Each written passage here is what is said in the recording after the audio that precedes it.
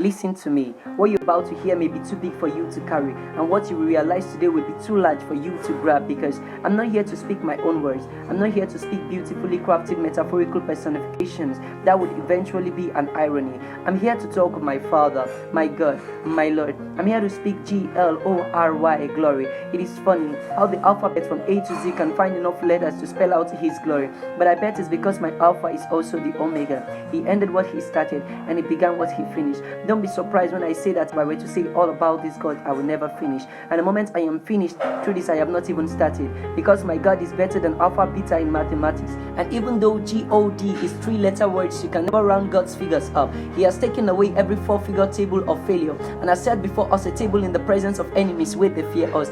Jehovah tops the chart, and even if you charter trailer, it no go reach. No matter how much you watch God, His trailer is bigger than anything you've ever seen on Netflix. Let me tell you how it started. With one sentence, the universe was projected into being, and it didn't matter what was the subject or the predicate or the object of the verb involved. You cannot judge God by the tenses of His word. He's the conglomerate of the past and the present and the future. Let there be light, my Father declared. Then He made man and could never let him out of His sight. He became my shelter and my fortress. When I lie on His breast, I know He's softer than any mattress. The Rock of Ages remains my permanent address. It all started when He led me into the promised land, flowing with milk and honey and combined with the manna of heaven. He has not only buttered my bread, He has watered my desert. No be say I know like Indomie hungry man size, but I have drunk from the well that never runs dry, and now I'm satisfied. He has filled me with the spirit of grace. I done the prophesy. Let me tell you, just wait. Like Abraham, He has called me out, and like the apostles, He has chosen me. He has anointed my head like David. I ride with Elijah on the chariots of His presence, and whether I swing low or swing high, I cannot miss Goliath's head with my sling of faith. I know the misfire since I knew my Father. Can your own father ever answer me?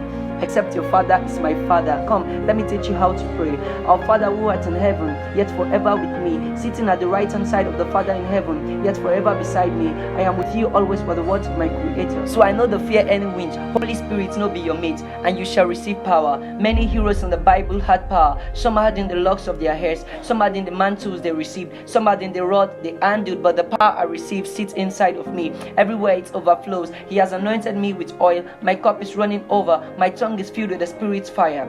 I am the temple of the Most High God. I am no more a product of the corrupt man. Please don't call me a descendant of Adam, because I am a new creation. Once upon a time, His glory was inside temple built with hands, but now He resides inside my heart because I am His temple. His life tabernacles inside me. He is my journey and my destination. Nothing to fear me except God and His commandment. As I behold His image through the mirror of His word, I am transformed from glory to glory. God's glory is bigger than the earth can carry. It's wider than the heavens. The outer space and galaxies fails to envelop His brilliance, and gravity has failed to pull God down. So He stays up forever, and that is why you and me will stay up forever in heavenly places, far above principalities and power. He broke out His power into every single human on earth, and what is left is greater than you can ever imagine. See, my God is big, and I just want to worship Him. I want to bask in His might and power. He's bigger than all my sorrows. He's bigger than all my worries. He's bigger than all my sickness. He's bigger than all my fears. He's bigger than all my sins. He's bigger than everything,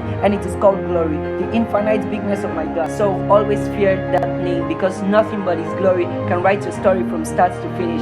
And if you've sinned, you can tell Him you're sorry and you will be forgiven. And if you need more of Him, you can shout out to God, show me your salvation, show me your glory, and you just shout glory, glory, glory.